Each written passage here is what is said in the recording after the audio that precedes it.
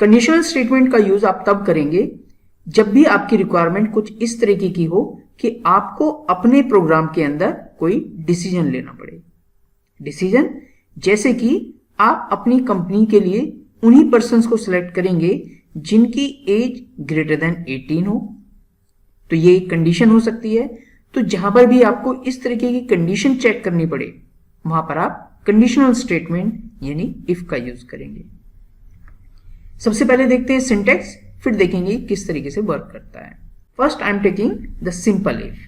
Simple if आपकी Python script के अंदर ये कोड हो सकता है। यहां पर ये इफ स्टेटमेंट हो सकती है आपकी, और इस इफ के बाद भी कोड हो सकता है।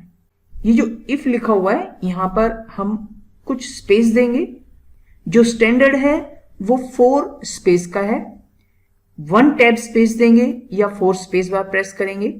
हालांकि आप इससे कम भी रख सकते हैं या इससे ज्यादा भी कर सकते हैं, बट जो स्टैंडर्ड है वो 4 स्पेस का होता है।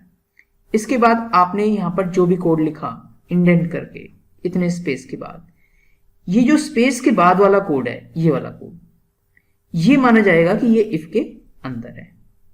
और जो इस स्पेस से बाहर है, ये वाला कोड और ये वाला कोड, ये माना जाएगा कि ये इफ से बाहर है। ये था सिंटैक्स सिंपल इफ का। अब देखते हैं इसकी वर्किंग। जब कोड एग्जीक्यूट होगा, मान लीजिए ये फर्स्ट लाइन एग्जीक्यूट हुई, सेकंड लाइन एग्जीक्यूट हुई, इसके बाद कंट्रोल कहां जाएगा? इसके बाद कंट्रोल जाएगा यहां पर, यानी बुलियन एक्सप्रेशन पर। मान लीजिए बुलियन एक्सप्रेशन का रिजल्ट आया फॉल्स। बुलियन एक्सप्रेशन समझते हैं ना, कुछ भी ऐसा जिसका रिजल्ट ट्रू आए या फॉल्स आए। मान लीजिए इसका रिजल्ट आया फॉल्स, तो अब क्या होगा? जैसे ही फॉल्स आया कंट्रोल सीधा मूव कर जाएगा यहां पर, ये कोड एग्जीक्यूट, ये एग्जीक्यूट। इसका मतलब ये हुआ कि इफ से ऊपर वाला कोड और इफ से नीचे वाला कोड, ये तो एग्जीक्यूट होना ही होना है।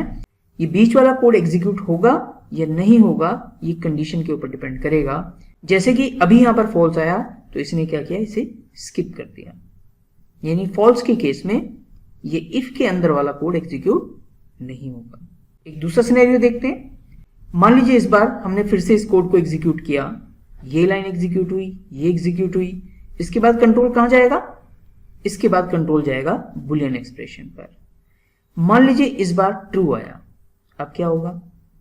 तो अब कंट्रोल अंदर जाएगा, ये लाइन, ये लाइन, ये लाइन, ये लाइन एग्जीक्यूट करेगा। इसके बाद बाहर वाला कोड एग्जीक्यूट करेगा, क्योंकि हमने बताया था ऊपर वाला और नीचे वाला कोड तो एग्जीक्यूट होना ही होना है। ये बीच वाला कोड एग्जीक्यूट होगा या नहीं होगा ये कंडीशन के ऊपर डिपेंड करेगा। क्योंकि इस बार कंडीशन ट्रू थी तो इसलिए इसने अंदर वाला भी एग्जीक्यूट किया। Clear? So this was the simple if.